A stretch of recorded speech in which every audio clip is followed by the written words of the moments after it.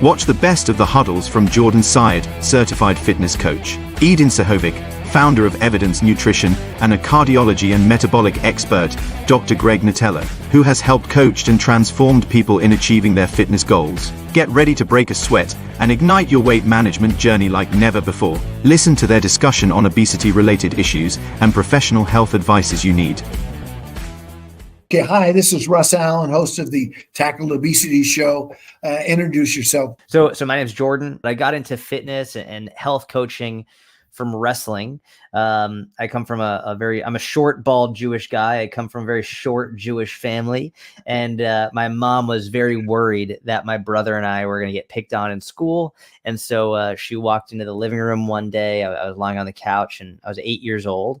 And she said, "I'm going to put you two in wrestling." And the only wrestling that I knew at that time was WWE style wrestling. So I remember I looked up at her and I was like, "You want me to hit someone with a chair?" And she was like, "No, you idiot. It's Olympic style wrestling." Yeah. And so basically I got very quickly, I fell in love with wrestling. I was terrible in school. I was in special education. I wasn't good at taking tests. I had ADHD. I was the black sheep in my family because everyone else was very good at school, like doctors, lawyers, professors. Everyone else was super smart, and I was the not smart one, but I was very athletic. And so I fell in love with wrestling. And by the time I got to high school, I made varsity as a freshman. I beat a junior out for the varsity spot. And I grew up just outside of Boston, Massachusetts, in a suburb of Boston. And when I made varsity as a freshman, I was 14, mainly going against like 16, 17, 18-year-olds. And there's big kids. Big strength differential, big strength differential. And so I was like, I need to figure out how I can get stronger because you have to lose weight when you're wrestling and cutting weight. So how do I lose weight while getting stronger? I ended up, I found a gym a couple towns over from me, a town called Newton, Massachusetts. There was a gym that I reached out to. I wrote a message. I said, "Hey, listen, I'll take the trash out. I'll clean the floor. I'll do anything you want me to do. Just like, let me come and learn from you and how to strength train." And I was very blessed because number one, they took me under their wing. They said yes. And number two is they were unbelievably science-based. It was a very high level science-based facility. And, from 14 years old, that's where I interned there and worked there. And, that's how I got involved with strength and conditioning and nutrition and performance. And I've been doing it since I was 14. It's the only job I've ever had. You know, I was a high school wrestler. Oh, nice. And I unlike yourself, I didn't have a lot of athletic skills. So I also went for high school football, right? And I tell people I played the position left out. I was short, slow, and the whole deal. But I made Rudy look good. I was that kind of kid. Yeah. But my vengeance was my older boy came home one night and he had played baseball and he said, "I went out for wrestling." And I had taught them when they were kids to wrestle. Yeah. Because, I knew something. And but he was so strong, even though he didn't know how to wrestle, he pinned every kid for the first year. I love that. It's a great sport. And there's nothing like, you're talking about accountability when you and him, and that's it. And there's really nothing between you and you're back to that mat, but your own effort. You can't blame anyone else but yourself. It's no matter what. It's no other teammate, no coach. It's like if you lose, you lose, and that's it. And then it's also it teaches you to be humble, teaches you to be disciplined, accountable. It's it's a team sport too. So you're rooting for the other guys. Yes. And even if you get beat, if the team wins, it's okay. Yes. But you got to show. You got to come out and make it. But I'm sorry, but a freshman wrestler being varsity, that is a big deal, folks. You don't know. That's hard to pull off.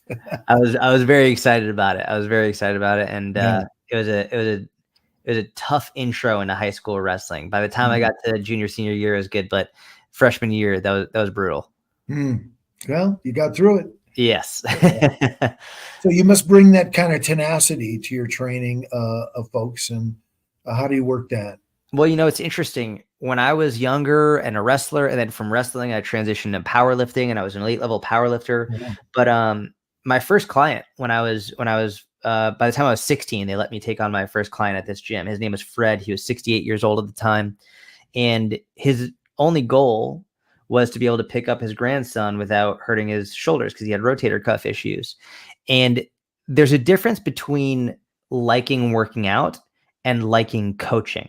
Two very different things. Mm. And a lot of personal trainers will get into personal training because they like working out, but they don't like coaching people, because when you're a person, when you like working out's easy. You enjoy it. It's fun going to the gym and exercising. It's not a hard thing for you. And for me, working out has never been a hard thing. I really like it, but I love coaching because I like trying to figure out the puzzle. I like trying to help people who don't like it and who don't necessarily understand how to fit it into their life, who might not have the same level of tenacity that I have. And so Fred, 68, rotator cuff issues. He just wants to pick up his grandson. And for me, that was when I was like, I want to coach people, because I really cared more about helping Fred achieve his goals than I did about achieving my goals. It was the first time, like at 14, I wanted to be an amazing wrestler and I wanted to look good naked. That's literally it's all I cared about. And so for this guy, like, he doesn't tell me about wanting a six pack. He doesn't tell me about wanting to deadlift 500 pounds. He just wants to pick up his grandkid. At 14, that gives me a lot of perspective. And that's when I was like, I love coaching other people. And so when I was really young, I thought I wanted to work with professional athletes, and I was very fortunate and blessed. I worked with high-level baseball players from many different organizations in the MLB. I worked with many high-level wrestlers. I still work with some high-level jiu-jitsu grapplers. But the majority of the people I work with, 98% of them are everyday average Joes, average Janes, people who have to lose. I was literally just on the phone with a guy who's 467 pounds and he needs to lose a couple 100 pounds. I regularly, like, the majority of people I work with are people who are just everyday people who need to improve their life and their health and their fitness. And so I don't take the biggest loser approach of lose as much as possible, as quickly as possible, at any cost necessary, with berating people. The research is overwhelmingly clear that it does way more harm than good. When people lose weight like that, they're more likely to regain it and then more on the back end. So while I love going very hard and intense with my own training, with my clients, it's a much more I wouldn't call it a lenient or relaxed approach, but it's a much more sustainable approach. You know, the thing about coaching is you have to have patience if you're going to be a really good coach. Yes. And you have to also have hope for the person that they could be something they're not. Yes. And if they feel their coach has lost hope in them, it's devastating. That's it. It's over. It's 100%. Really over. And no, it's a powerful thing. You know, when I was in college, I was going to go into physical therapy and ended up in my junior year living with two other students, but they were both quadriplegic. And oh, wow. I did the cooking and the cleaning and the shopping. And then I did their workout with them. Wow. Because they were like, you know, and they're, you know, C4, he had very limited movement. The other young man, it was a 5'6", meaning the level of his break. And he had quite a bit more movement. And very similar to you, guy with, you know, wanting to be able to lift up his grandson, right? They had very limited goals. I want to be able to open the door. I want to be able to take a leak. I want to be able to fry an egg. I want to be able to do whatever for me. I want to do it for me. So working with people with severe disabilities, you really have to exercise patience and you have to have hope. Yes. And that's really powerful that you bring that to what you're doing. I think that's great. You know, there's a term, if we get into the research, it's called self-efficacy. And self-efficacy, it's really, the guy who's done the most research on it is a man named Albert Bandura. And without question, it is the greatest predictor of success in achieving a task. Like if someone is going to achieve something, the number one thing you want to look at is their level of self-efficacy. And it's very similar to their self-confidence. It's not exactly the same thing, but it's their level of belief in their ability to accomplish that specific task. And there are many ways to improve it, and there are different ways to measure it. But what it really boils down to is this: if you believe that you will be able to do something, yes, then the likelihood that you will actually do that thing is almost certain that you will, if as long as you believe it. If you don't believe it, it's not going to happen. Because why would you bother trying? Why would you bother? Because if we're talking about weight loss, for example, weight loss isn't linear. Weight loss, like there are going to be road bumps. There's going to be plateaus. There's going to be difficulties. There are going to be challenging times of year. I mean, notoriously, Thanksgiving, Christmas, New Year's is a difficult time of year. There's so many reasons or situations in which it's going to be difficult. And if you don't believe you're going to be able to do it anyway, then why would you bother spending the time, effort, and energy to do it if you don't think it's going to happen to begin with? And so when I used to do this a lot, now I have a better gauge on measuring self-efficacy without having to dive in deep. But I would actually take the time to run quizzes on potential clients, see where their self-efficacy was. And what I did, I created a Likert scale, 1 to 10 scale, basically, and to routinely ask clients where their self-efficacy was. And I wouldn't say, where's your self-efficacy? I would ask them generally on a scale of 1 to 10, 1 being you're going to fail, 10 being 100% you're going to succeed. Where do you fall on that? And I found without question, those who scored a 7 or above were going to achieve their goal without question. Those who consistently were 6 or below, they were likely not going to achieve their goal. And so my goal as a coach was get people to a 7. If I have a client who's at a 7, 8, 9, or 10, that individual client doesn't need rah motivation. They don't need it. They often are like, I'm good. Just tell me what to do and I'll do it.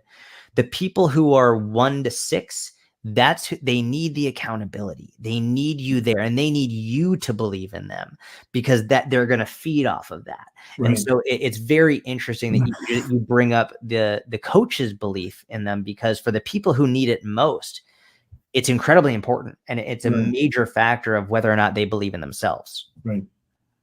Well, when you're taking somebody, obviously an elite athlete, getting your ass chewed or whatever is a whole different story than, someone who's 400 pounds. Correct. Because the social stigma of that obesity and the physical toll that it takes, yes, and is so significant. Yes. So to your point, the coach has got to be part shrink, part inspirator, part puzzle worker outer, Correct. you got to fix all those barriers to that individual. They've got to fix it, but you've got to help them see the road anyway. Yes. And that's, I'm fascinated. There's so many different approaches coaches take. This is very, very, what kind of, what's your typical client? I mean, is it anybody, man, woman, any age, or is there, it's anybody. I have people. So I don't take anyone younger than 18, just legal reasons. But 18 all the way into their 90s, men and women. Yeah. I work with everyone. And I've worked with, again, very high level athletes all the way to, I've never worked with a quadriplegic or even a paraplegic, but I have worked with many different health issues, whether it was ranging from diabetes to PCOS to like many different health issues. But yeah, it's my personal favorite people to work with are the average everyday individual, usually parents or grandparents. Those are my favorites. Really? Usually because I think a lot of coaches who don't actually like coaching, they just want to work with people who are going to do it no matter what. They want, like, I'm going to give you the program and you do it. And they don't want to motivate you. And for me, I love motivating people. Like, it's one of my favorite things to do. And the way I think about it is, part of a job of a great coach is to motivate people. And I always think about it from, like, I was terrible in school. I had very bad relationship with school because many of my teachers gave up on me. I remember the full names of every teacher who went above and beyond to help me. Nathaniel Armistead. I remember every teacher. Nathaniel Armistead was my junior year history professor, and he's one of the reasons that I became such a good writer. The thing that stands out for me is you will remember a teacher from high school. But everyone listening can remember at least one teacher, high school, college, who stands out as the teacher or one of the teachers that made a big difference on them. And I guarantee it was because that teacher went above and beyond to do things that aren't in the job description. Mm-hmm. That teacher came in early, stayed late. They helped them do extra things. They could have said, no, I'm not going to do this. This isn't like on my paid hours, but they did it anyway. Yeah. That's how I view coaching, where it's like, yeah, I could just give them a program, and if they don't do it, I could blame it on them. But what if I went the extra mile and actually helped them? And then they're telling their kids and their grandkids that I was the coach that helped them achieve that goal. Like that's why I do it.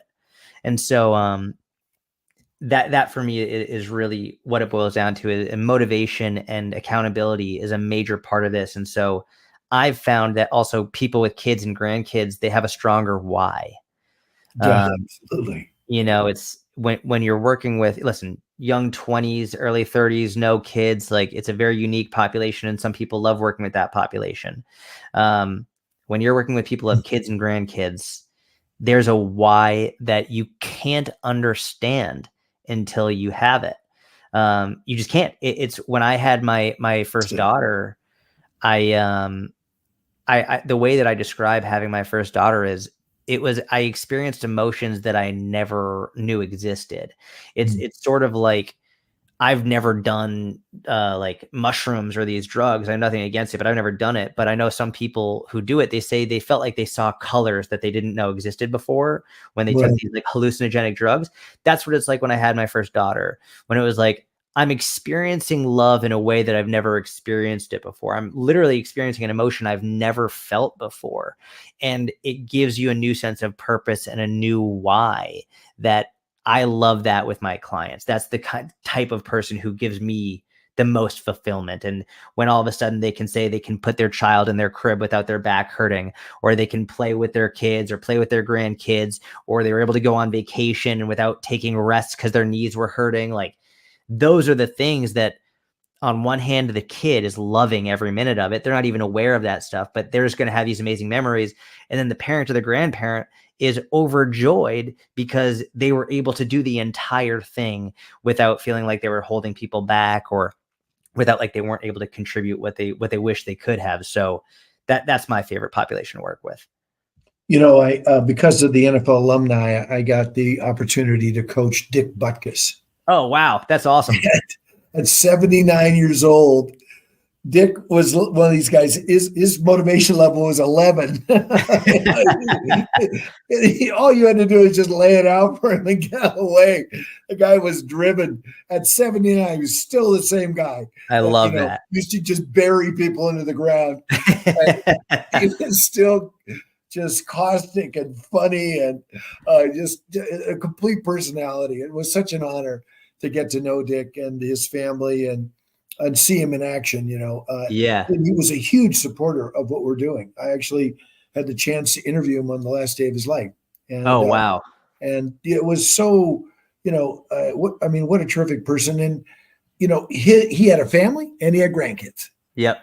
And all he could talk about off the camera was the grandkids and how many, and his son, Matt, worked directly with him, running the foundation with him, and still to this day is part of the foundation. And it's a big deal. They say with cancer patients, the minute they lose hope, it's over. It's gone. It's correct. Gone. And so it's really no different. If someone it was interesting living with these young men, and we had a whole community. This was Berkeley in early 70s, right? UC Berkeley, right? Telegraph Avenue, the whole deal. Jerry Garcia played down the street every night on University Avenue. It was awesome. That kind of a wild place. Anyway, so there was a whole community, and this was right when disabled people were mainstreaming, and they had the same wants and desires as anybody else. Nothing changed. It was, they wanted a girl, they wanted a life, they wanted a job, they wanted a career, they wanted a family. It didn't matter. And that's really what got them up in the morning. Yes. Was living to try their best to realize that. So it's very moving. You tap into the fundamental emotions and motivations of people, and then you get a whole different part of their wheel turning. Yes. because they've got to hear that. And that is the unpacking of the puzzle that you do. That's Yeah. great. That's Yeah. exactly right. That's exactly right. It's funny. Yeah, that's good. Well, one of the things we do with Tackle Obesity is we put together shorts that we push out over social media. Okay. And I would love to have you as part of, capture some of those, little call outs. So give it some thought because, again, we have very famous people say, look, tackle obesity. Obesity is a medical condition, not a character flaw. You can do it, or whatever.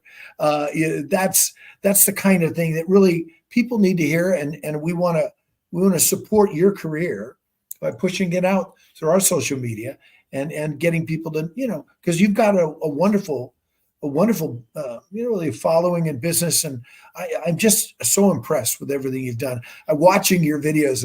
I got a sense of all the different ways you push buttons, it's different if it's a whole crowd of people or people you're not even sure what they're on versus the individual. And of course you have to tailor what you're saying to that audience. But yeah, I could really get a sense, you've done well in there. I can see why people are eager to follow you and learn from you and, build their lives around the kind of lessons. I mean, it all comes down to behavior change, new habits. For me, the most important change in my life, and I lost 50 pounds, by the way. Oh, wow. That's amazing. Congrats. My wife and I did it first. And we have the ultimate before picture. We were at Death Valley in front of the Death Valley sign. Oh, wow. And she's 70 pounds heavier and I'm 50 pounds heavier. Wow, that's amazing. Isn't that amazing, right? And my after picture is with Mehmet Oz on the Oz show. Wow. And hers is, golfing. She just hit a birdie. I love that. That's incredible. Great? Yeah, no, and that's part of what led me into, working with the NFL alumni in this program. And, I think what people need to hear is the kind of things that people encounter. But for me, learning how to hydrate was the single most important behavioral change in my life. And I even learned when you binge eat, the most important thing you do is hydrate. Yep. Because it'll keep it from going into your fat. Because you've got this science basis, we can kind of take it up a notch today. So the the thermogenic effect of foods, was again. By the way, my majors were psychology and exercise physiology, right? So I'm intrigued by this stuff, right? So what people don't know is it takes 20 to 30% of the energy in protein to be able to digest that food, whereas carbohydrates is about 10%, and fat is 1 to 3%. Yep. Which is like, oh, that's why I can breathe it and it goes into my fat.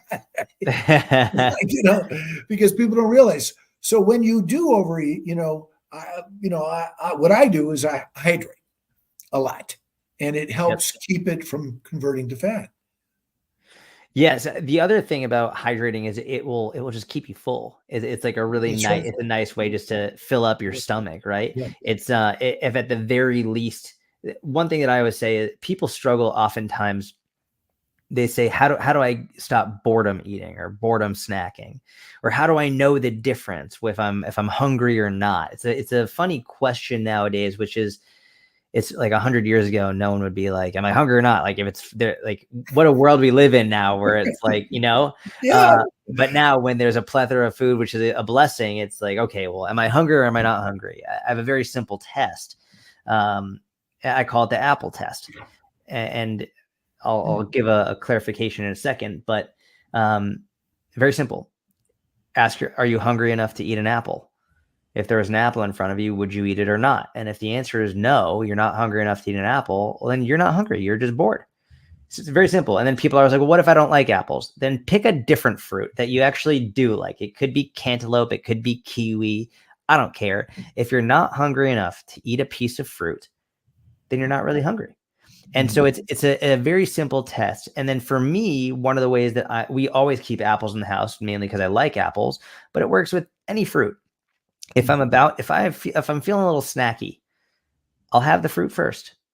And if after the fruit, I still want the snack, great, I'll go for it. But usually, once I've had the fruit, I would say probably seven out of 10 times. Once I have the fruit, I'm done. I don't want any more. 3 out of 10 times, I'll still have a little snack, which is better than 10 out of 10 times going straight for the snack. And so that's where, number one, you're getting in a better habit and establishing better behavior. And number two is you're removing this all or nothing mindset, because a lot of people think they can never have the snack. It's not about never having it. It's about, I would rather, listen, 70% of the time I'm having the fruit and I'm calling it. 30% of the time I'll have the fruit and a little bit of the snack and I'm good. It's not a do or die situation, which I've found to be very helpful. Ultra processed foods are the most difficult thing right now to avoid. Yes. Because they are literally everywhere. Yes. And sadly, they're addictive. Yep. Remember, you're too young, but they used to have a commercial with Lay's, but you can't eat just one. Oh, yeah. And they let the cat out of the bag because they actually had said, we're going to make you an addict for this ultra processed food. And they gave you carbs and fats. And bango, right? Tastes so good. A lot of salt. Salt, yeah. Bango. And then like you're drinking because you got it. And then just one or the other going in there. Yeah, which is, I think it's really important for people to understand. The great thing about an apple, it's got a lot of fiber. It is, and strawberries and raspberries, right? It's got a lot of water. So it's all about making smart choices about the food you eat, because, it's in the train to maintain mode. How do you do that?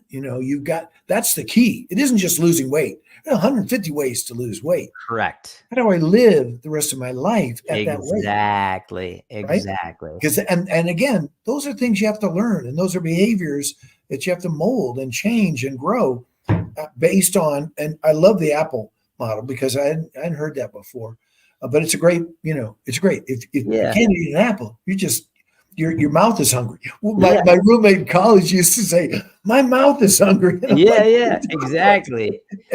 It's just he wants a snack for no other reason. That's what it is. Yeah. It's the thing with processed foods. There's a lot of things we could. There are entire books we could write about it. But number one thing people don't understand is companies spend, and when I say this is not an exaggeration, hundreds of millions, if not billions of dollars, scientifically engineering these foods to make them hyper palatable, in which they literally spend millions and millions and millions of dollars trying to figure out what is the most tasty, the most difficult to put down. They pay people to come in and run focus groups and research to figure out, all right, well, what are they going to eat the most of? What are they going to eat even past the point of fullness? And even equally as crazy, they change it based on geographic location. So they know that people in southern United States will respond to foods differently than those who are eating it in London. And so they literally, if you travel the world, you'll see there's different foods and flavors. Like Coke is different in Mexico than it is in the United States. Chips are different. Flavor profiles are different. You go to McDonald's in a different country, they have different items on the menu, and it's because flavor profiles are different based on where you live. So they spend hundreds of millions of dollars specifically to make it more addicting. That's number one. Number two is there's a real double whammy problem here. It's like I said, it's hyper palatable, and you had mentioned the fat, salt, carb combo. It also works with fat, salt, carb, and it also works with fat, sugar, carb. So like ice cream, for example. So we're sweet stuff and salty stuff. Those two make it very difficult, which, by the way, peanut M&Ms, you get both. Right? You get the sweet and the salty, or like chocolate covered pretzels, sweet and salty. It's designed to get you to eat more and more and more. Now, so that's the first problem, is the hyper palatable, but it's also hypo satiating, which means that when people hear about empty calories, that's what it's talking about. It's like you get a lot of calories and you don't get full from it. Right. And that's a huge problem, which is one of the reasons I like the apple test, because if you eat an apple, you're going to get pretty full or at least reduce the urge to binge for about 80 calories.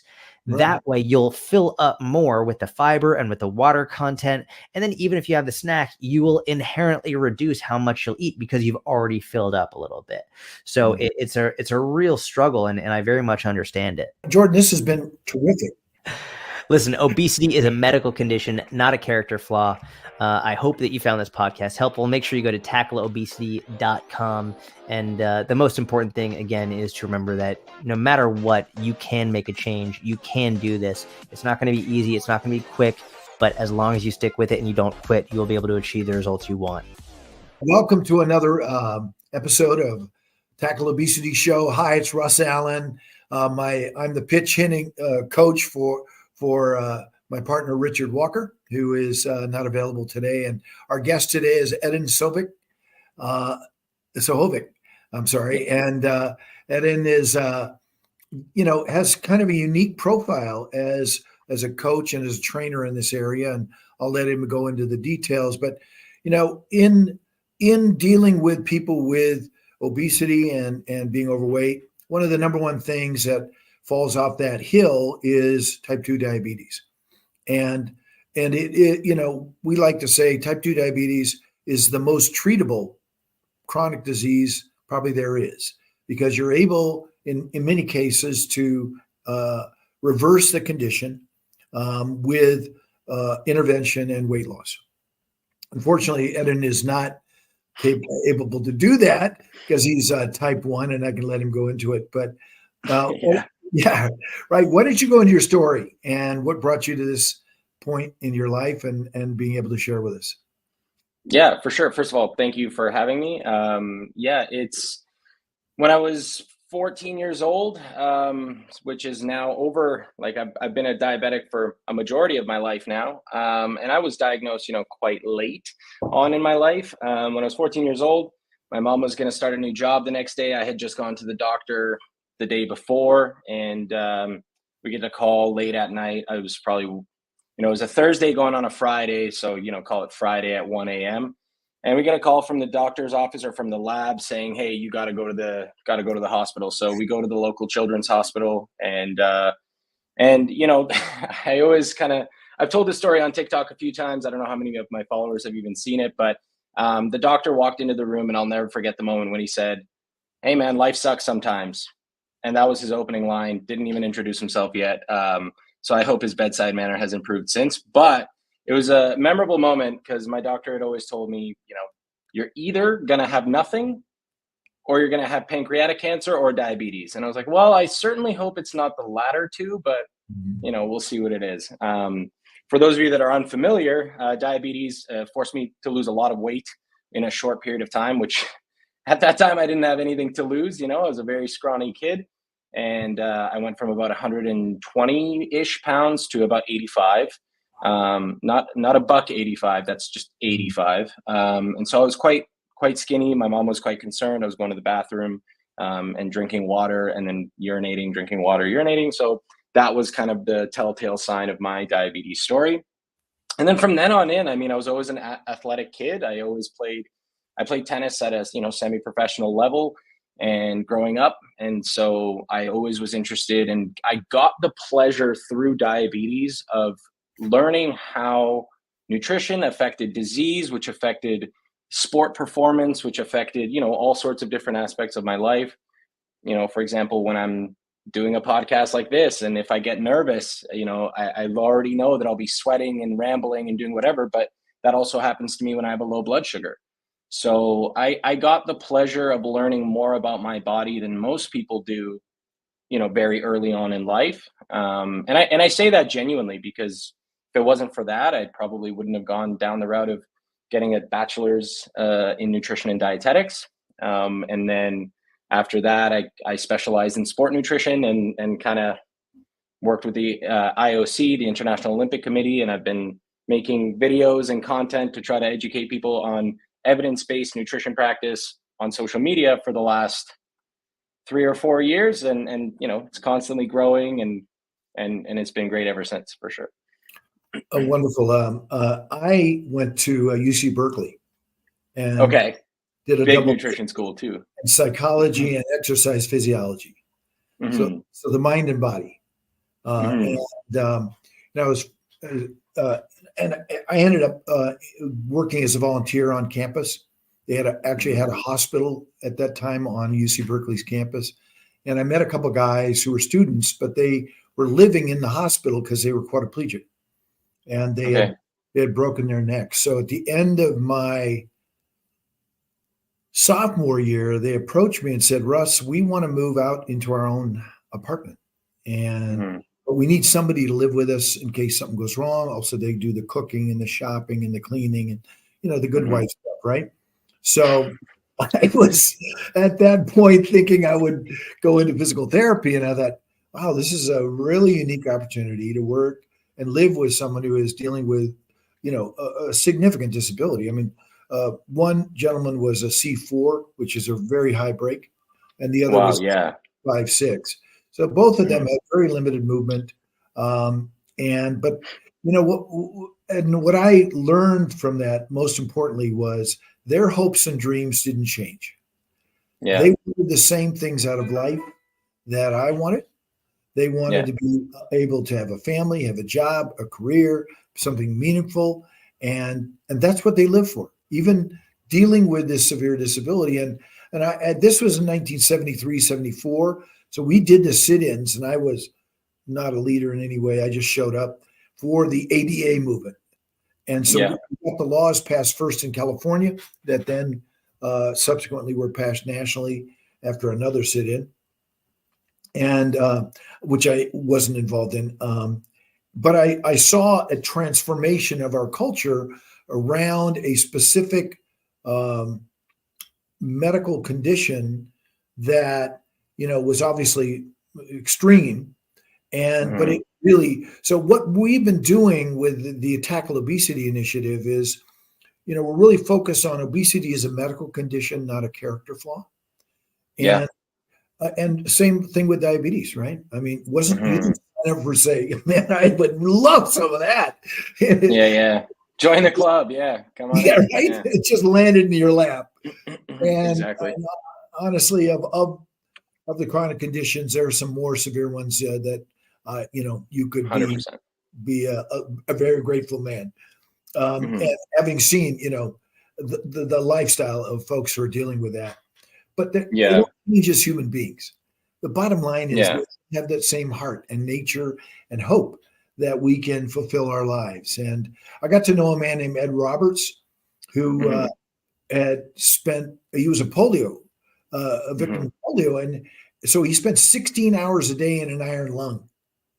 Wow. And then the rest of the time he would what's called frog breathe. So he'd gulp air and swallow it with his larynx, not with his lungs, because they were really useless in terms of those muscles.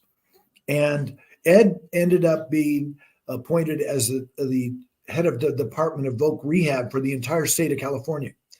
So at that time, I was doing a business that I started out of my bedroom, designing equipment that would enable severely disabled to do something in their daily life they wanted to be able to do. Wow. Whether it was open a door, take a leak, open a can, cook some eggs, whatever. Yeah, the simple things. Yeah. But the big things, right? Yeah, for sure. Good example is, you know, one of the guys, he couldn't empty his leg bag. And for those that don't know, when you're dealing with that kind of disability, they capture the urine in a bag that's secured to your leg. So imagine being a student in college, having to approach someone in the middle of the day on campus saying, could you please reach down and undo my clamp on my leg bag so I can relieve myself so I can go on to my next class. Otherwise, I got to go all the way home, have my attendant meet me. It was a nightmare. And you would, you know, I saw firsthand. So I actually invented a little clamp that would allow them to use a leather strap, and they just cut a hole in their jeans, right? And the loop was out of their jeans, but at that time it was Hippieville, so nobody even thought anything of it. And he would go over next to a storm drain and be able to empty that leg bag. Changed his life. Because I can imagine. Yeah. No, all day long without having to worry about that. So I know that you've made adjustments in your life dealing with the diabetes. I'd love to hear about that. How has it affected your ability to manage your weight and the lessons you've learned? So, yeah, a super interesting story, actually, that you reminded me of right there. One of my, really one of my formative lessons that I learned that I'm only realizing kind of now that, and in the last few years, he came up not too long ago, a teacher of mine in high school. Before I knew what I wanted to get into, I knew I wanted to get into something athletic or something like that. I know my parents would have wanted me to be a classic engineer or doctor or something of that nature. And while I love being handy with my hands, I'm just, let's face the music, not good at it. So, it is what it is. But I had a teacher called Mr. Zwolak. We named him, or we called him Mr. Zwolak. So if he ever ends up seeing this, hi, sir. He was really transformative because he taught me the beginner or intro to kinesiology in high school. And he was also, I believe, a C4 or C5 or 6 quadriplegic as well. So that was, to me, one of the best classes I've ever learned, because I got to learn about how the body moves from someone who literally cannot move theirs. With the exception of, he could make small movements, like I think one of his pecs could move a small amount, but everything from there on up. Boy, he was very high break. Yeah, very high break. Yeah, it was very, very, very high break. So that was a very. That could have been a C3. Wow, that's really. That could have been a C3 or a partial. That's very. Yeah, high. I think it was a C4. But anyways, I'm not gonna. I'm sure he'll correct me, and when I see him, when I visit back home, I'm sure I'll see him again, and he'll remind me like you did. Awesome. But it was really interesting to me that was my first moment where, and that happened at a timely manner about 2-3 years after I was diagnosed with diabetes. You're still you're a teenager, you're in the woe is me kind of phase of your life. And at that time, CGMs were not really a thing, but pumps were. And I was always anti-pump. And that was after that class ended, I then, ended up having one more year, I believe, or like a summer or something. And then I decided I wanted to get on a pump, because I decided, well, much like Mr. Zwolak, he, has things that he just can't change, right? He had a bike accident. He was mountain biking. He had an accident. He enjoyed his life before that moment. He's still enjoying his life now. And it's just different. So, it was in that moment that I realized, okay, I can't get my healthy pancreas back. I can't inject anything into it. I tried countless, Western, Eastern medicines, everything under the sun, to, try to reverse my diabetes. It wasn't going anywhere. And that was also the moment I realized I wanted to do only things that were evidence-based and really look at the science. And I spent a lot of time reading scientific literature, which helped me later on in university to get better at interpreting data. So again, diabetes helped me in, my education later on in life. But after that, I kind of realized, okay, well, if I can take care of myself a little bit better, then I can do the things that I still wanted to do anyways and feel more normal. And then I got on a pump, which I'm not on now, but that's just because I'm kind of in a transition period between pumps. So as you can see, I have some injections here, but I'm still on a CGM. So that kind of started a trend of me. Sorry, for the audience, what is a CGM? Oh, sorry. So yes, thank you. So a pump, by the way, administers this through a little vessel into your body, so that you don't have to inject in public all the time, which takes away from the social stigma of it all, as well as you don't have to take your pants off in public, which is a plus. Who would have thought that's a plus? And a CGM is this thing on my arm that utilizing it's called a continuous glucose monitor. So utilizing my phone, I can just tap it to here and find out exactly where my blood sugars are, and therefore administer the right amount of insulin according to where I'm at and what I'm doing. So that takes away from, again, another social stigma, but a very inconvenient process of having to poke your finger all the time. Yeah. So growing up, just to put context to it, it isn't once; it's like 4 or 5 times a day. You end up having to do that in certain cases. And if you're, if you're trying to be physically active, and type 2 diabetics can relate to this because they have to do it as well. If you're trying to be physically active, it only means you have to do it more often So you you immediately start tying physical activity to, oh, I gotta be bloody more often, and then you're getting blood on things you don't want to get blood on. People are grossed out in public, and then on top of that, it hurts, right? Like by the end of, if you take a steaming hot shower and your hands get wrinkly, like you can see the points of which you've been drawing blood from. So it's a frustrating process, and I'm super thankful that the technology has improved. Definitely a life-changing technology for sure. There you go. Yeah. Well, I got so many questions I want to ask you. By the way, I bought the book you suggested, Flexible Dieting. I Kindle it. I got it right here. Yeah. So I can't wait to weigh into it, because it sounds really kind of written in a little bit scientific as well as practical. And, one of the campaigns we're running is to educate, especially young people, about ultra processed foods, because more and more evidence is emerging that this is almost irrefutably the source of much of our obesity problem is the Western diet. And the obviously, you were discussing it, but it's really about and not eating things that have all of the additives and the sugars, and sugar can be named 100 different things nowadays. They cloak it. That's why in the new food labeling, they make them label added sugars as one of the elements, because they were changing the names of things and so on. So love to just your whole experience about you're an Evidence Nutrition is the name of your company, and maybe you can elaborate about what we call FUP food, fatten you up food, or F is another word, but anyway, fatten you up for the sake of the PG audience, right?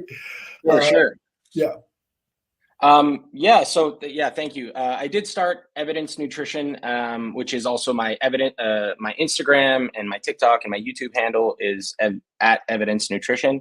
And also shout out to Alan Aragon. I just recently put up a post with him, which is kind of like a life goal of mine. So shout out to him for allowing me to collaborate with him on something like that. Back to your original question.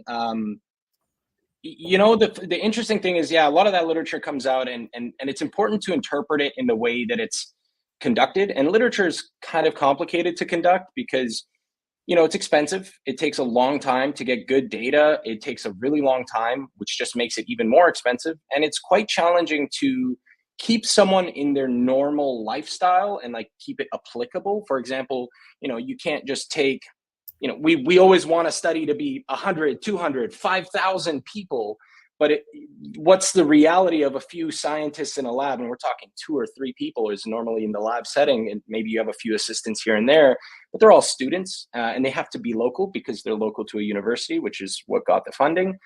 And how do you keep those people accountable to whatever dietary intervention you're putting them on? So it makes it quite challenging. So, interpreting the scientific literature is very challenging to see what applies and what doesn't. But what we do know is, aside from a few other factors, obesity is multifactorial, but it could be genetic related, it could be lifestyle related, and that people are more sedentary.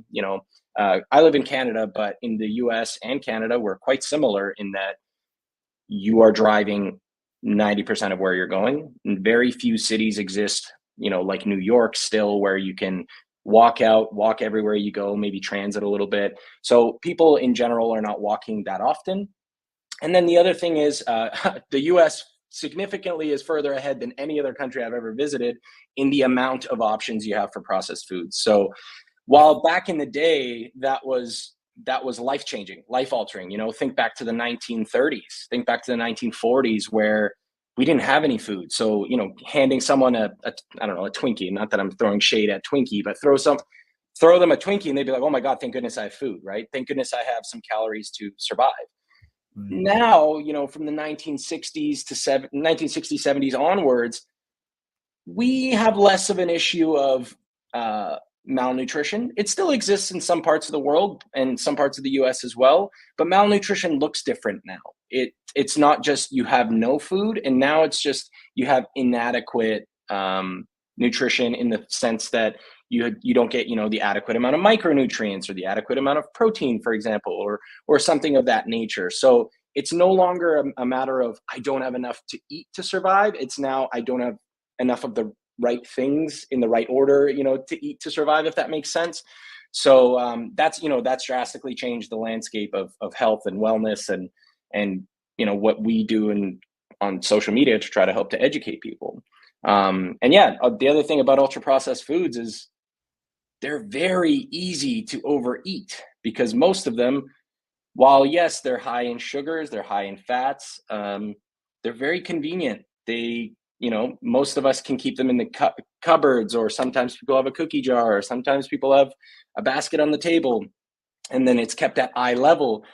If you see it all the time, if you pass by it 5, 6, 7, 8 times throughout the day, you're going to grab a little bit, right? So it's a lot easier and more convenient for you to grab excess calories when perhaps you might not think it. And that's a big thing that I have to chat about.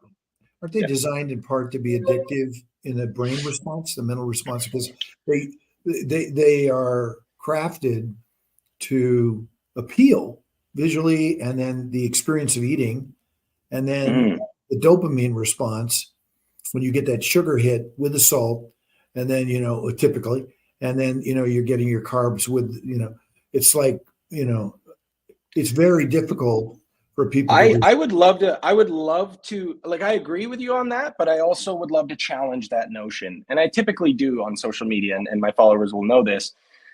I think we're giving them too much credit.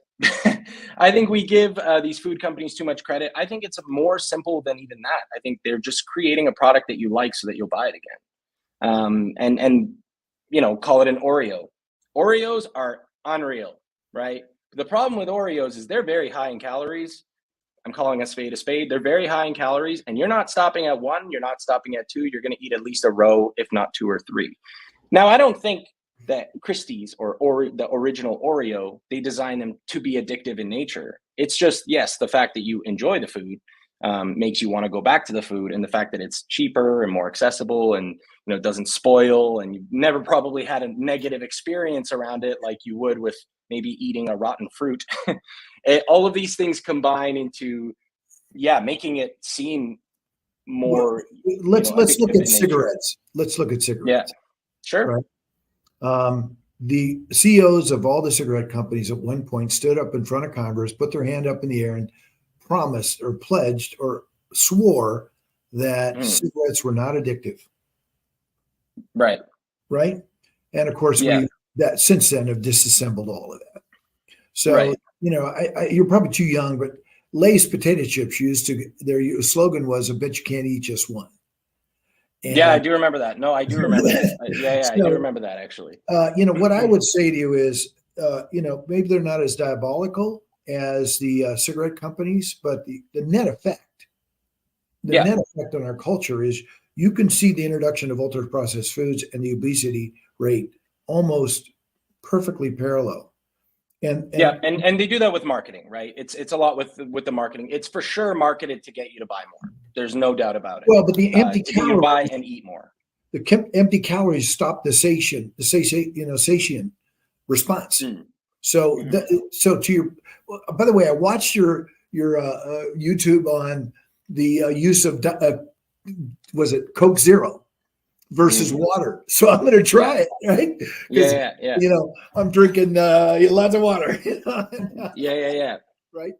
And I thought, wow, that's really interesting because, I take water and I add ocean spray, the 5 calorie version. Drops. Yeah. And I just cut it 30 or 50, 50 or whatever. And it gets me to drink more is where I'm going. So the thing with Coke Zero is it doesn't have the caffeine. So you're not getting that metabolic impact of the caffeine.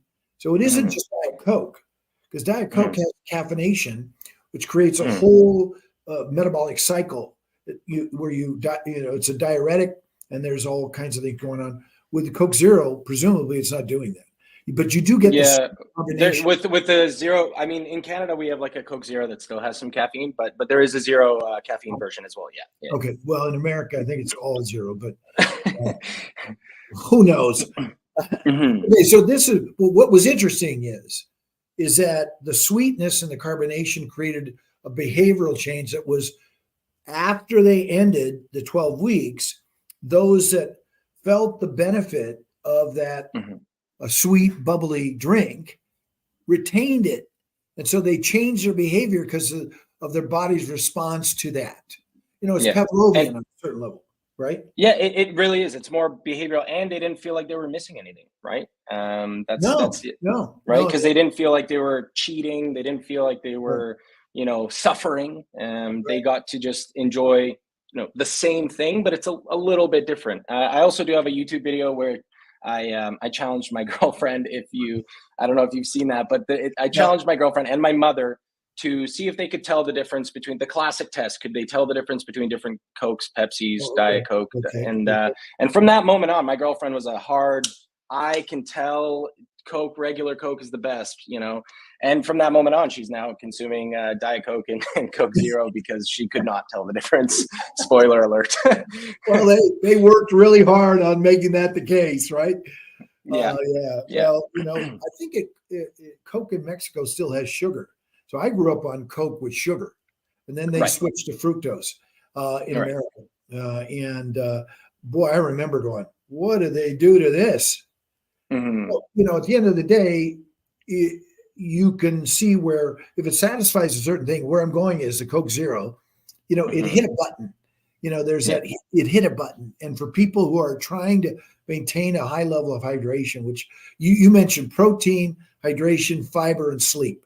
Those are the four kind of killers and I'm like, he gets it. He totally gets it because that's literally the sleep. People don't really understand how critical sleep is to maintaining your weight because if you're awake, you're essential. You're going to eat. If you're, and people don't realize you often eat because you're thirsty. And instead of really, one of the other guys I was talking to, he says, it's the apple test.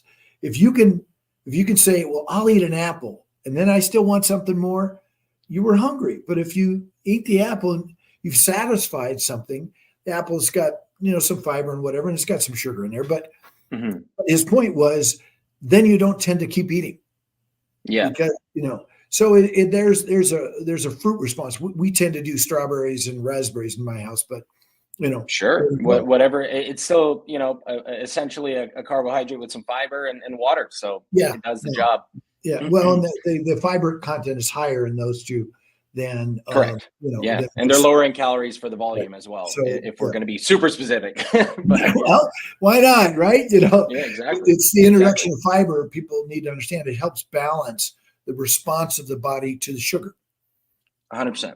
Maybe, please go into that a little bit because I love your point about the sleep, and it's something that I'm trying to really find an effective way to communicate it a little bit better online. But what people don't understand is on top of, and you touched on this very briefly there, is that when you don't sleep, let's take the example of you don't go to bed at a reasonable time, you're up, let's say, working late till 1, 2 in the morning.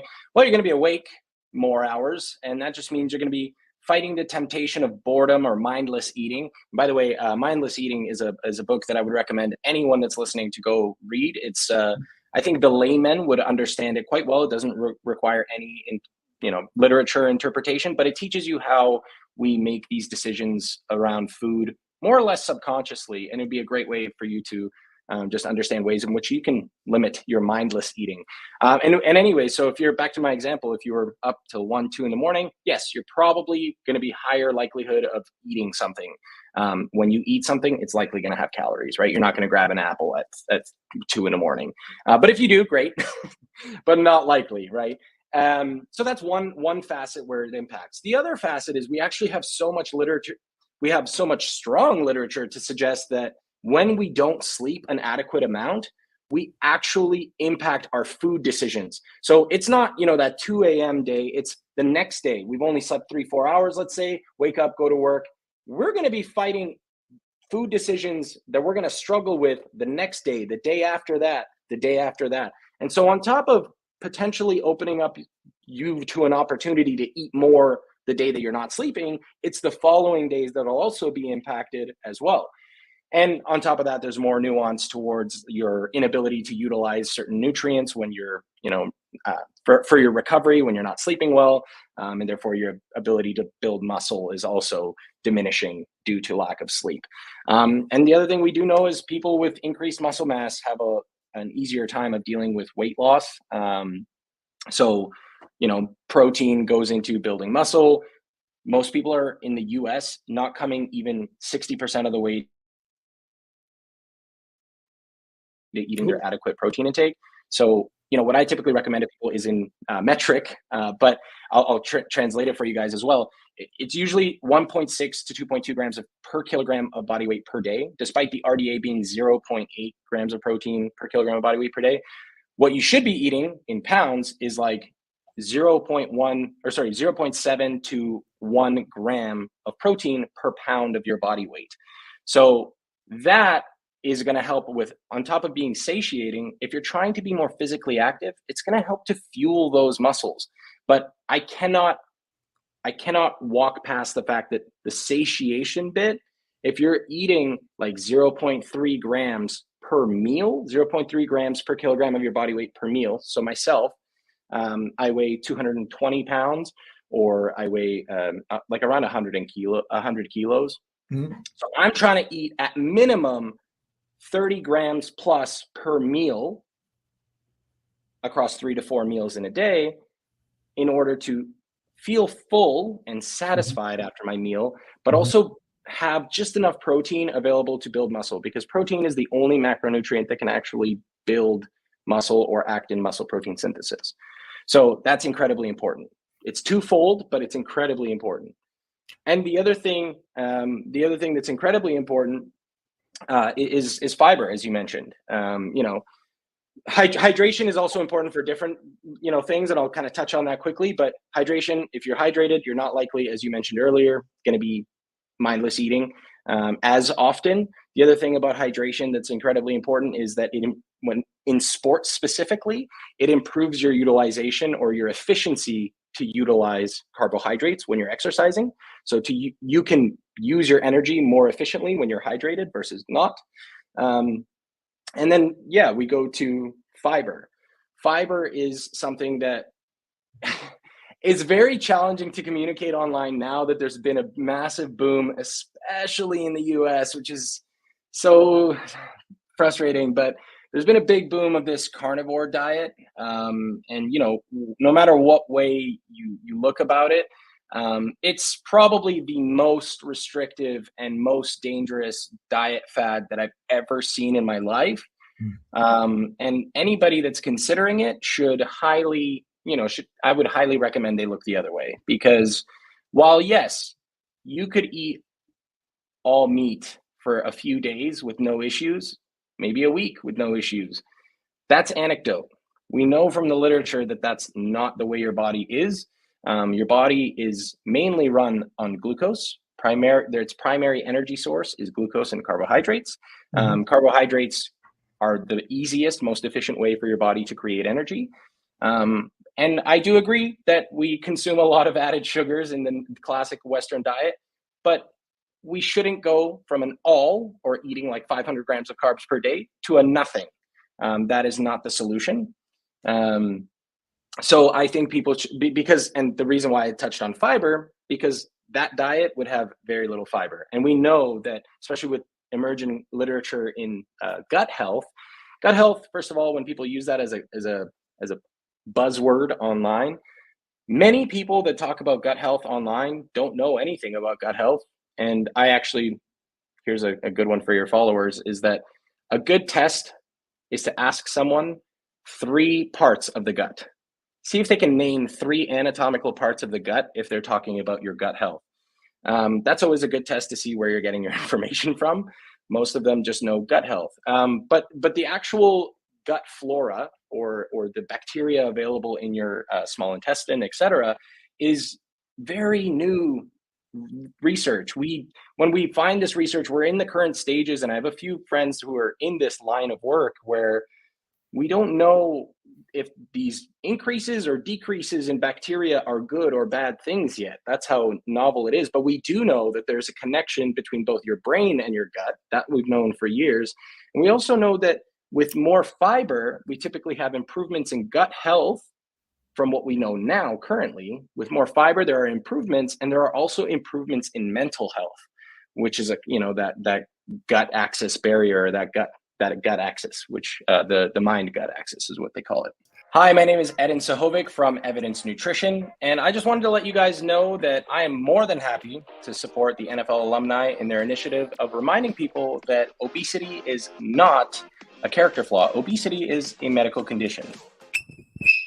Hey, listen up. Bring it in. Another Tackle Obesity Huddle. Thank you all for joining us again.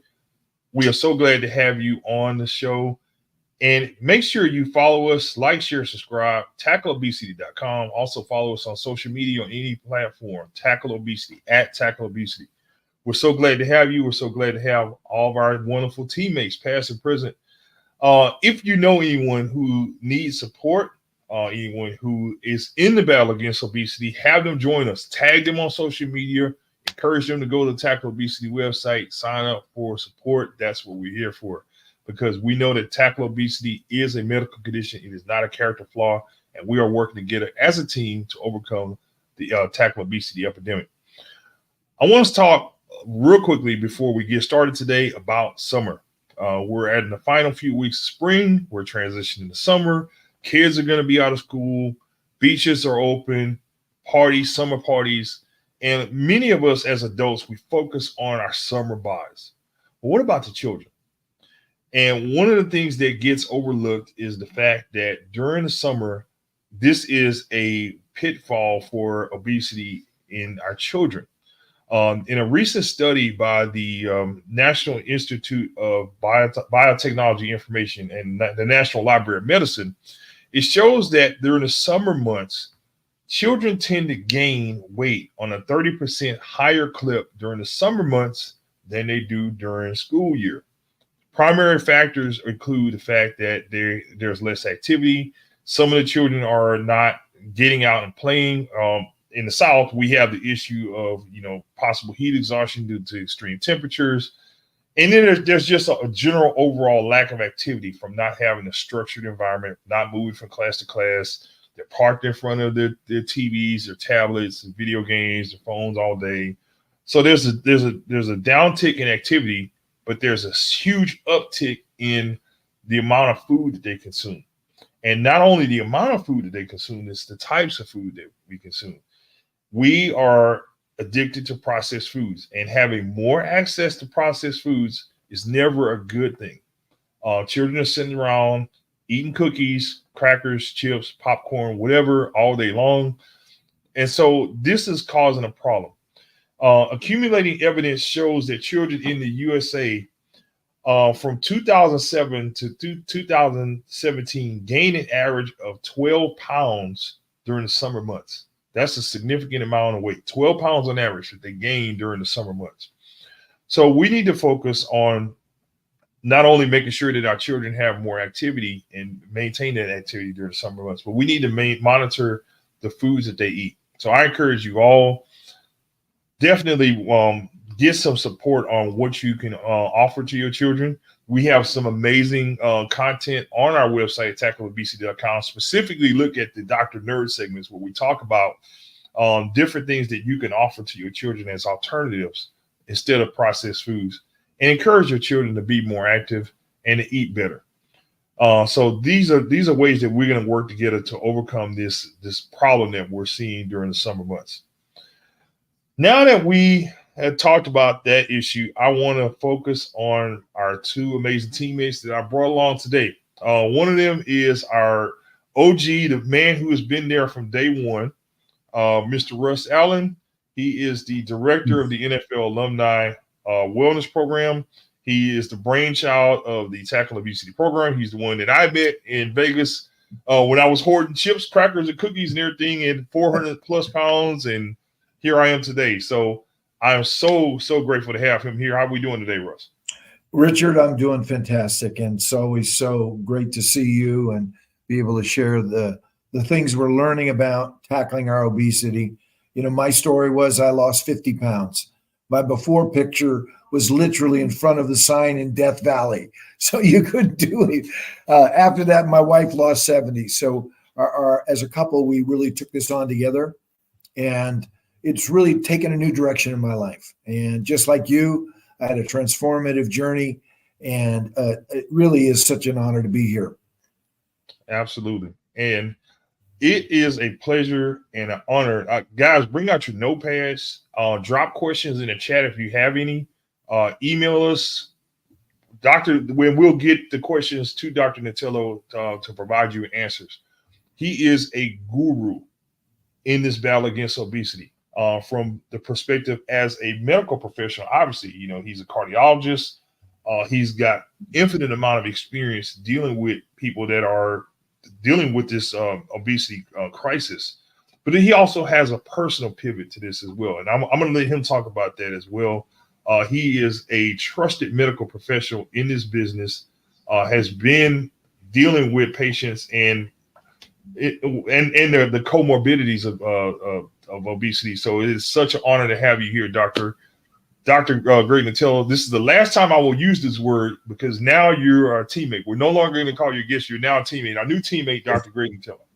Absolutely. Thank you so much, Richard. And thank you, Russ. It's been a pleasure to work with Russ and tackle obesity and fight against diabetes for a couple of years now. And thank you so much. And proud of both of you for what you do. All the people you're helping is fantastic. And it's a beautiful day. And we should start out with some gratitude and know why we're here, have the mindset. And why we're here is to improve. Well, actually, we're here not just to prevent and not just to better manage, but to reverse chronic disease. And right now, we're flooded with an epidemic of chronic disease in our country. And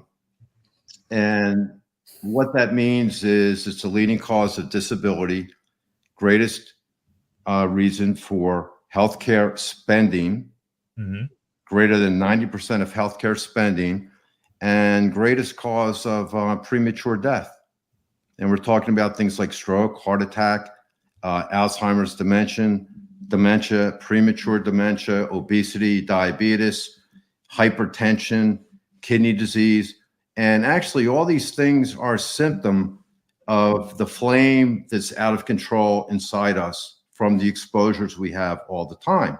And what I want to do is make this very real to people, because the purpose of this today is to tell you how we can do this. It's very doable. It's just oftentimes we're not aware of things. And that the NFL alumni are legends, models for society, models for kids, and have a tremendous impact. And each of us suffers with one chronic illness or another. Our families do, the people around us. And there's a lot that we can do to help ourselves and help other people. And that's what we're going to go through today.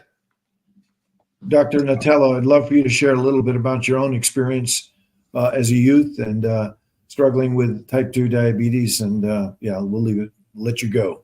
Well, Russ, I'll tell you, when I was in my early teenage years, I had diabetes.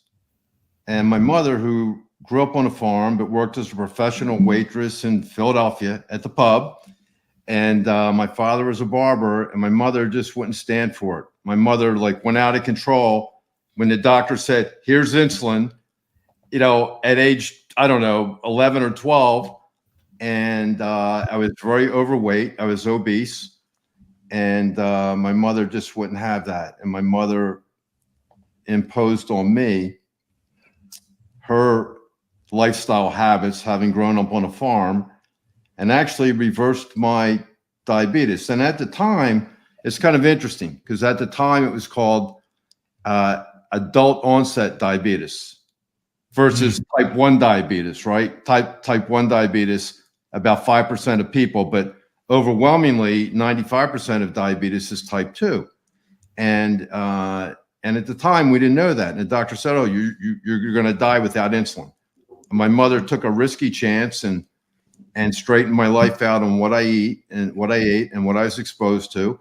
and actually resolved me of diabetes, which has come back at times or threatened to come back in my life. But I lost the obesity. I lost the diabetes for good, pretty much. And I'm forever grateful for that. And I'll show you, as we go on, and I'm just going to show a few slides, but I'll show you as a college football player versus later on as a busy interventional cardiology, carrying Twinkies around in my pocket and drinking Cokes and not sleeping for years. The difference, same BMI, but I'm going to show you the difference between health and illness. And again, in my adult life, Richard and Russ, there was something wrong with me. And I had to go to one doctor after another. And everybody said, "Oh, you're just working too hard. Don't worry about it. You're just working too hard." And I said, "No, there's something wrong with me." And actually, I was pretty sick. And finally, I got a diagnostic label. And then they tried to just put different layers of paint on the hood without addressing the engine under the hood and without getting to the heart of the matter. And they all meant well. And then I was privileged because I could go back to everything I had learned, but maybe didn't learn during my education at the Cleveland Clinic over the last 100 years of the history they set every day to save lives and care for life, right? So I went back and kind of was privileged to go back and get re-educated rather than just putting stents in heart attack patients, which is fantastic and honorable.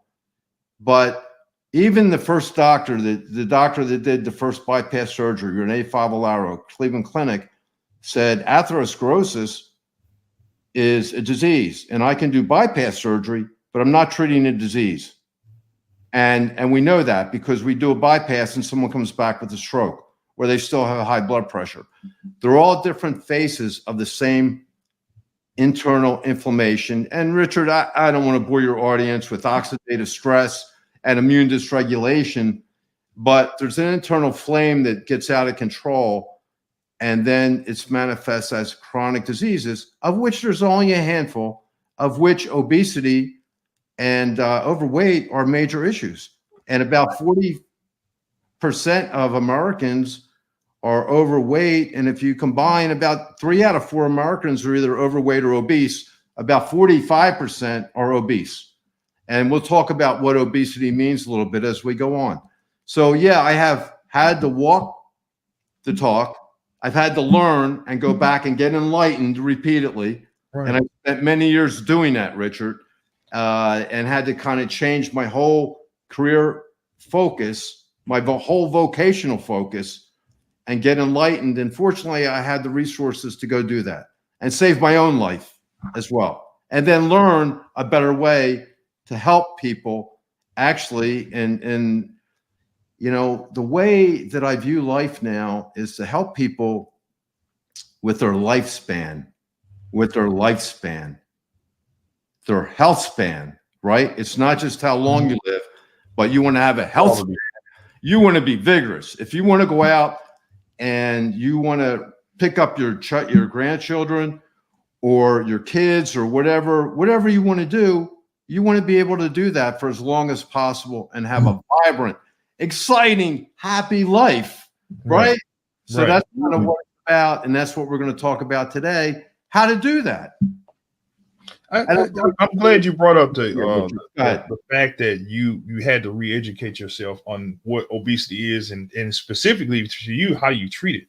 So I know this is sort of a paint with a broad brush, but how do we re-educate our medical community? Because I think a lot of the people that are in practice right now, you know, forgive me if I'm misspeaking here, but it seems like a lot of people that are in practice are dealing with the back end versus prevention. So how do we turn that curve where we're educating our medical professionals to focus on prevention versus treatment? Well, that's a good point. And Richard, the way I look at it, it's not just prevention. Okay. It's also about improving how we manage chronic disease and furthermore, reverse atherosclerosis, put diabetes in remission, get rid of the things that are driving these chronic diseases and turn chronic diseases around and turn lives around. But to answer your question, I don't want to be derogatory or negative at all, but, you know, we're talking about things that have been going on for generations now. And what we've developed since World War II is a hammer nail. Okay, everybody's in hammer nail, and it neglects the biologic differences between you, me, and Russ, and the things that are driving that and those phases of chronic disease. So we really have become very siloed, and I could talk all day about, we have guys that are into the brain thing, we have guys that are into the GI microbiome, we have guys that are into hypertension, but we've not been educated to listen to what we've already learned since the 1940s, that we are what we are in life every day, and how we feel and how we function and how long we live is due to how well our orchestra works. Right. All the pieces in the symphony in our body, and we call it systems biology. And it's all connected. Your gut is connected to your brain. Your gut goes faster to your brain than your brain goes to your gut. But all these things are so intimately related, and that determines who we are, Richard, and how we feel and function every day. And I'm going to give you some a group of common things that holds the answer to how we can optimize that and optimize our function and vibrance in life. Terrific. One of the things that, you know, we really I'm sorry, I probably didn't answer, but what we're doing now is it's not just medicine, but you can't give someone this in a 15-minute office visit. The doctors are really pounded now, you know, and again, the medical schools are starting to implement this, a better education. But then as far as delivery, it's not possible to deliver this in brief office visits, let alone have, and a doctor may not have time in their life to go back and relearn or gain a more enlightened perspective now. But certainly they have an obligation, I believe, to provide access to a system that will help them, a patient, learn that and put those things into their daily life in a happy, joyous way. And it's not about restricting or you can't eat this. It's about opening the abundance of life-giving and life-saving things that people are not aware of. Unfortunately, we live in a society today that things are upside down, right? And inside out, meaning that everything that is health adverse has been presented to us since the 1980s and 1970s and 90s. That's been presented to us as normal, and it's not normal. So things are upside down and backwards, and people have been programmed, like kids think Tony the Tiger is a wonderful thing with frosted flakes and sugar, right? And again, I'll say 30 or 40 years ago, there were 350 products in the grocery store. Today, there's 35,000. Wow. But if you really look at it, 95% of them are all the same thing. Right. They're all seed oils, omega-6 things, heavily processed, what we call ultra-processed food, and we have a definition for that. But a way to look at that would be if you take an apple and then you compare it to getting the apple pie at McDonald's. There's no correlation with the nutritional intention of the apple, but yet people are buying that. Or you think about kids are getting apple juice. Right. Well, they're getting a bolus of sugar, an IV sugar bolus. Their insulin goes up, chronic insulin, and then for years you develop insulin resistance, which is the precursor to its chronic inflammation, and it's the precursor to prediabetes and diabetes and obesity and all those things. So what I'm trying to say is, but yet people think, oh, I'm going to feed my kid apple juice. It's a wonderful thing. It's not. You're hurting your kid. And there's so many things, but you think you're doing the right thing. So our society has really misled us and it's economically driven by the 4 or 5 food companies basically that we have in the world. And so we really have to just help people get an awareness, but more importantly, then we have to show them the abundance of things for their life that they don't know about. Absolutely. That's a great point. And that's where I was going with the next question is that one of the things that we really emphasize on this show and through all of our content is that I like to use the saying that your food is your medicine. And if you don't focus on it that way, then your medicine will become your food. Absolutely. And in fact, it's interesting, Richard, there are some groups in medicine, the functional medicine people, which I'm one of them. And I'm also American College of Lifestyle Medicine kind of person. And so there's a big emphasis now to bring these everyday things that we do every day in our life, to bring these things into what becomes our habits, our mindset, our emphasis. So we're trying to do this. And unfortunately, if we had all the leaders in our country, because it's a global issue now, but if we had all the people in our country, all the leaders for health and business together and make a stand, it would make a fast difference. But right now, it's going to depend on the individual. It's going to be personal accountability and awareness. And we can go through some of the things we need. You have to know why does this matter to me? Okay. And, what am I living for? And then we have to know how to do it. We have to be bring some slides for us today that you can kind of dig into. Ron, thank you so much.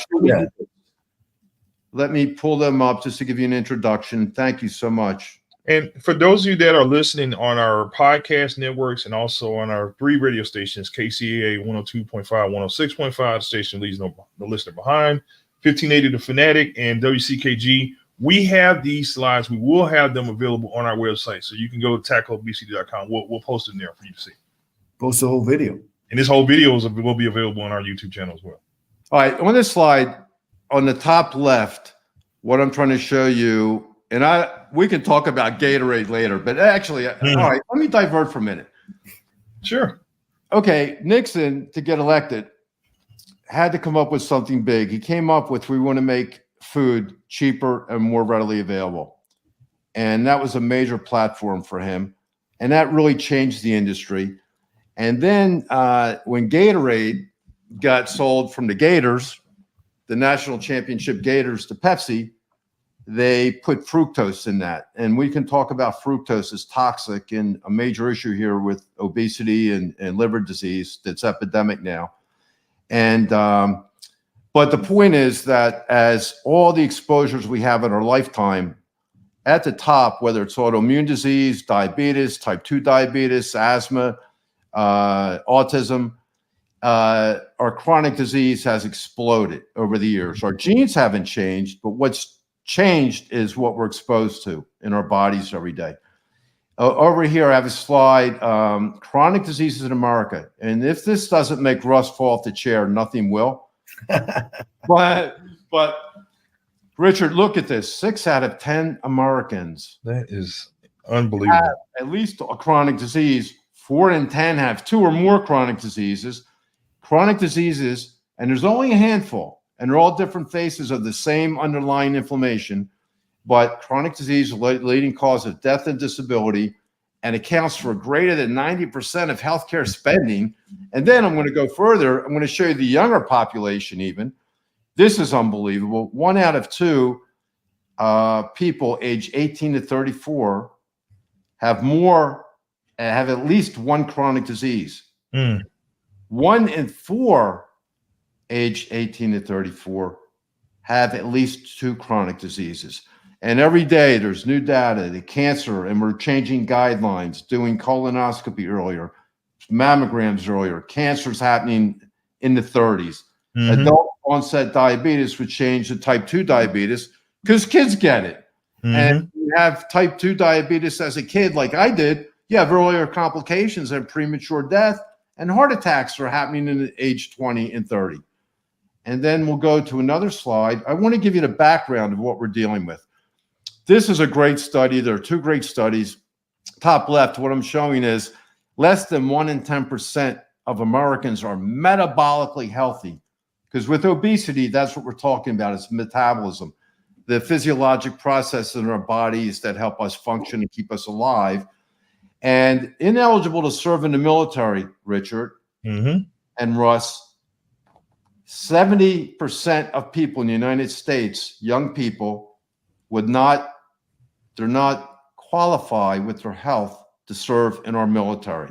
Right. And I'm reminded about Dr. Cosgrove, former CEO and president of my professional home-based Cleveland Clinic. The state of our nation is only as good as the state of our health. Right. We actually had General Mark Hertling talk about the fact that our obesity rate is a national security issue, and that they have to spend 6 times as much to recruit one soldier now because of obesity, because most of the recruits fail to even make it to boot camp. And then even further than that, they're graduating about 40% of the boot camp candidates that actually make it to boot camp. That's a So great they have to go point. back and get them to meet the BMI standards and the physical standards so they can pass the PT portion to even make it to boot camp. Absolutely, Richard. In fact, they've done 2 things now in the military. They've reduced the standards, but the other thing they've done is they have like a pre-boot camp trial where they try and get you healthier so that you do meet the standards. But again, that's pretty frightening, and that's a very good point. It is a national security issue. Yeah. And this is me briefly. This is me as a little kid, Gregory, the Italian little kid, and people would pinch my cheeks and give me a headache, shaking my head. But when I got diabetes, my mother just couldn't handle it, and God bless her. And she made sure that I implemented what I was eating and had a lifestyle more like her. And then in the middle picture here, I'm showing you me at Gettysburg College as a football player. And to the right of that is me as a busy cardiologist putting in stents all night, heart attack. And both pictures on the right are both extreme pictures. As a little kid and me as a cardiologist, the big difference was I had a big waist. My waist to hip ratio was too big. My waist size was too big. And my waist to height ratio was too big. And again, the football picture and the doctor picture of me, same BMI, Richard and Russ, same BMI. But the difference was not just that I had a lot of fat and less muscle, but more importantly, I'll show you where the fat was. And when you have fat in your waist, in your abdomen and or your liver, that's good. An active inflammatory organ spewing toxins called cytokines all over your body, making you inflamed and sick. And I want to show you here, in my football picture, I'm a lot smaller than I am in my doctor picture, because in my football picture, I had a lot more muscle and less fat. Muscle is more condensed, weighs more, and is more dense and solid and smaller. Fat is much bigger, less dense, takes up a lot more room. And if the fat is in the wrong place, like in your waist and inside your tummy, then it's metabolically active. It's dramatically leading you down the road to things like stroke, high blood pressure, premature death, etc.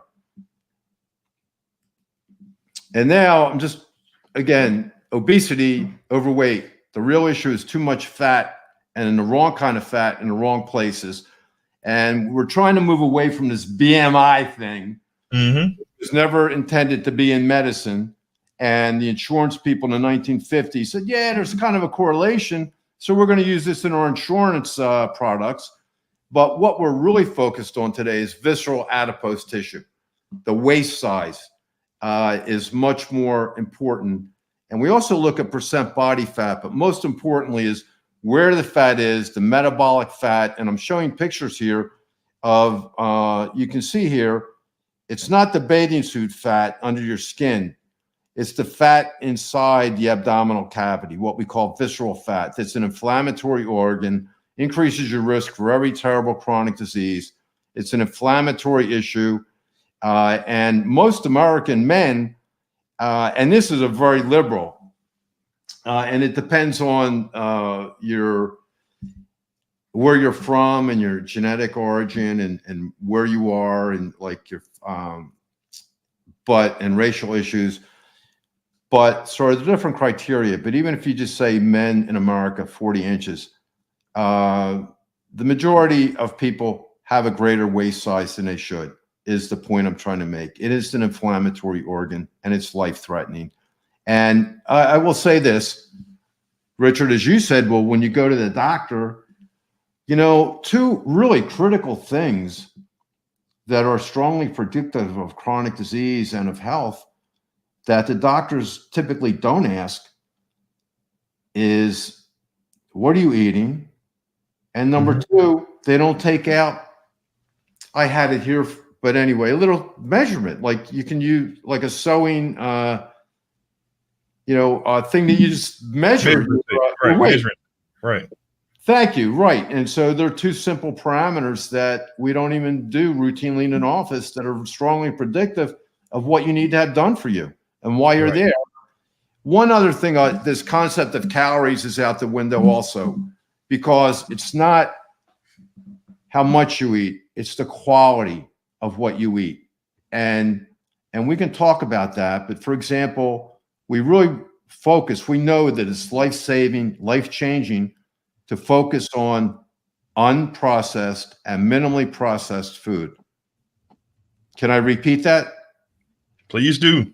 Right, 70%, 80% in old data, so it's probably higher now, of what we eat is ultra-processed food. It's got so many ingredients and chemicals and a long list of things that you never heard of. And the food that we know, and I will say this is striking to the audience probably. What we eat is the leading cause, What we eat is the leading cause. What we eat is the leading cause. Yes, I repeated it several times. Please, yeah. Okay, what we eat and how we eat, but primarily the data is there, clear. What we eat is the leading cause of chronic disease and premature death. Isn't that incredible? But what I want to show you here on the left, I'm showing you and minimally processed food, primarily fruits and vegetables, seeds, spices, beans, some healthy fish, which is hard to come by now, and high-fat fish like Alaskan salmon, wild caught Alaskan salmon. There are some other fishes. But those foods promote life, longevity, add 10 to 15 years of vibrant life.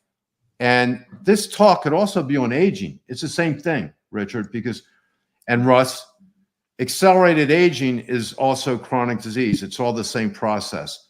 So when you have a healthy lifestyle and you're eating well and the other things that I'm going to tell you that are healthy, it dramatically expands your vibrant, vigorous lifespan. That is your health span. So it's really dramatic, as well as community, connection, family, love, all those things are biologically active. So again, the emphasize, okay, if you eat over here, I'm showing you a McDonald's thing, and these are old studies. But if you want to eat omega-6 oils and sugary beverages, even a little bit increase every day reduces how long you live and causes chronic disease. But if you're going to eat food like this, that's really not food, doesn't have nutrients. And the other thing I'll say, food is. Hey, Richard, one sec. Richard, how many was it? Mountain Dews, or what was it you used to drink? I was drinking 36 cherry Cokes a week, 3 12-packs, one for the house, one for the office, one in the car. Richard, and no, I'm sorry, at least 36, because sometimes I would go to a restaurant and have one, or we bring in lunch at the office, I have another one, or I stop by the vending machine, so yeah, minimum 36 per week. And Richard, I share that passion. I had the same issue. And cherry Coke is my favorite. And oh my gosh. But yes, I don't want to get carried away, guys. Let me just tell you what we're showing. What I'm showing here is the left-hand column of vibrance, love, life, picking up your grandchildren, doing whatever you want to do. Richard, I don't know about you, but sometimes I go find a field, I hit the sled. I can still do it. I still go do sprints. But the point is, and I'm not even as healthy as I should be yet. But the point is, we always have to work on it. I'm showing you a column that gives you a long, vibrant life and health span. The other column here with inadequate sleep, et cetera, you're talking about chronic disease, premature death, feeling bad, accelerated aging, and a lot of money. And here I am in the cath lab putting a stent in your heart, causing that, and you have atherosclerosis. So we can choose which direction we're going to go in. And I think that's the last slide I want to show, I think, right now. Great. And I'm trying to give you the perspective of where I am in life with this. And this is all biology. And then to go through it, Richard, maybe, and Russ, maybe I could just say a couple key things, like 6 pillars of health. Go for it. Okay, one is what we eat. And when we're talking about, like I said, minimal to no processed food, sugary beverages, Gatorade, fructose, they're all actually toxins and poisons. And I don't want to bore you with the biology, which I'm excited about, but we talk about mitochondria, liver disease. You don't know this. Maybe you do. But there's a thing called fatty liver disease, and it was first discovered in 1980. Okay, this is unbelievable. And it was discovered in kids. And they said, wait a minute, you have alcoholic liver disease, but you're 8 years old. You're not drinking alcohol, are you? No. Wow. Oh, wow. Well, you have this thing called fatty liver disease, which now, affects like a gigantic number of kids, a gigantic number of adults for a long term. It's silent disease. Doctors too often don't look for it. It's associated with diabetes and has a lot to do with what we eat, like fructose. And sugar is glucose and fructose. Fructose goes right to your liver and starts poisoning your liver, okay, and leads to chronic liver disease. It's the most common cause of chronic liver disease, and it's becoming the #1 reason for liver transplants in the world now. Isn't this incredible? Fatty liver disease, right? And it's all associated with obesity and diabetes, inflammation, all this stuff. It's all in there together. And so when you and I are sitting on a park bench, Richard, and hanging out in Houston or Atlanta, I don't know. I just look around and I see everybody with the big waist. And I'm thinking, God, I got to have a talk with you because I love you, right? And then when my waist gets big, I say, oh, God, what are you doing? And I can always find out. But so one is we call it nutrition, but it is what we eat. It's what we drink. We should be drinking water that's purified, reverse osmosis, green tea, okay? And I get green tea that's decaffeinated, and green tea is really healthy. And it's decaffeinated a certain way, Swiss water method, not with all the toxic chemicals. And what we drink the water out, plastics, this will scare you. It's a real thing, okay? But a study came out a couple months ago where carotid artery surgery patients, right? Half of them had plastic in their carotid arteries. Wow. And the plastic in the carotid arteries predicted you're going to die earlier. You're going to be sicker than the person who already has a bad course because they have carotid disease, but didn't have the plastic. So what I'm trying to say is what we put on our skin, the water we drink, all this. What we microwave things in. Mm-hmm. If you microwave your food in plastic, you're heating it up, moving those molecules into the food. You've got to use glass or ceramic. Cannot use plastic. Right, glass all the time. And I pack everything in glass down the refrigerator. Very important. Yeah. I got a water filter. I got this. I got that. But I'm not crazy. What I'm trying to say is I used to think this was crazy stuff, but now I know the biology of it and I know the data. But the other thing, Russ, thank you for pointing out, it's not just the food we're talking about. And the best food is the food that doesn't have labels.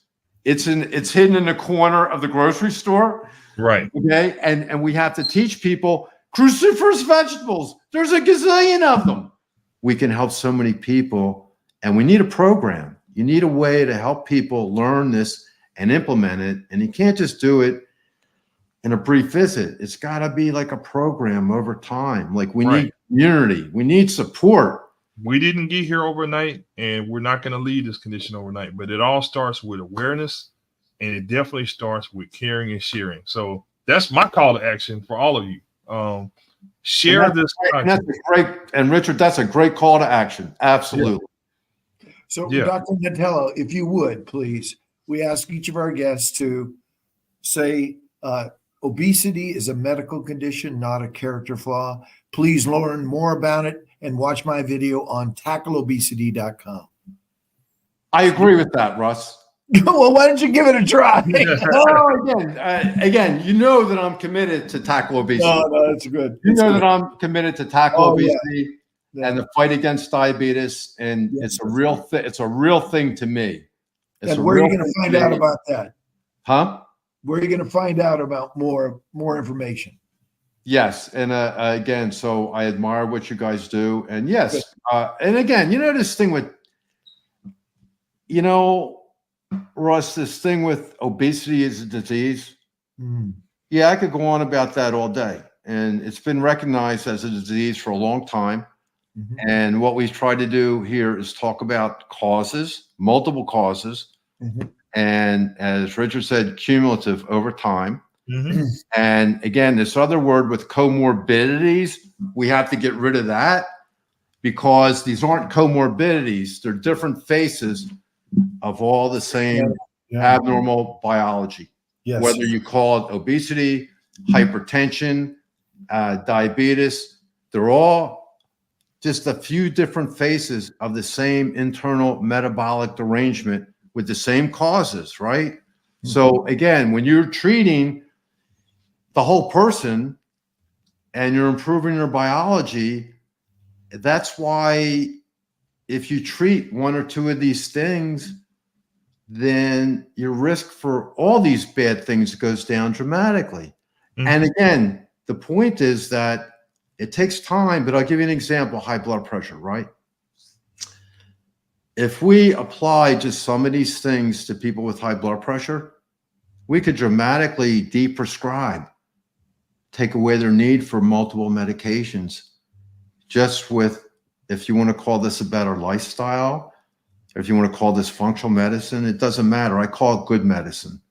And now even beyond that, it's good life, right?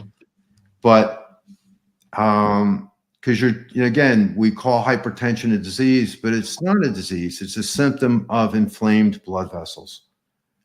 And so if we treat the whole person, everything eventually, and even if we treat high blood pressure with or without drugs, even just a little bit of improvement in that blood pressure, a couple millimeters, translates to a dramatic reduction in stroke and other bad things, right? So what I'm trying to say is small steps, and small steps are really meaningful. And then eventually small steps turn into gigantic leaps. And you're not going to make an interception and run it back for 70 yards if you haven't started with 20-yard sprints. Exactly. But this is all phenomenal information. And as I mentioned, this is a movement. So make sure that you share this content, subscribe on all of our social media platforms, subscribe to the podcast platforms, and most importantly, don't keep it to yourself. We have to share this information with everyone, friends, families, coworkers, loved ones, you name it. Get everyone involved. We all are a part of this team. If you're following any other influencers on social media, tag them to our content. We want to share. We want to see different perspectives. We want to invite everyone to be a part of this. This is a movement, and we need more members of the team. We have a formidable opponent. We have one heck of a squad that we're putting on the field against the battle of obesity. We thank you so much to our teammate, Dr. Greg Natello. You will see his page on the Tackle Obesity website and all his information. You're going to see this content. And if you have anything that you missed, feel free to go back to our YouTube channel and watch this video. Again, the great Russ Allen, the we call him the mountain of muscle. Always a critical player in all of this. And we thank you for tuning in today. And Richard, Yes, sir. I have to say this. I have to scream this out. Okay. Okay. There's always a way to help someone. There's always a way to help ourselves, and there's always a way to help someone, and there's always a way to help others. And it's small steps. Be encouraged, be enthusiastic. There's always a way to get better. There's always a way to do it. And just have faith, have a plan, have community, have support, have a trusted health guide, health success guide, and you can do this. Small steps at a time lead to wonderful health and a vibrant life and health span.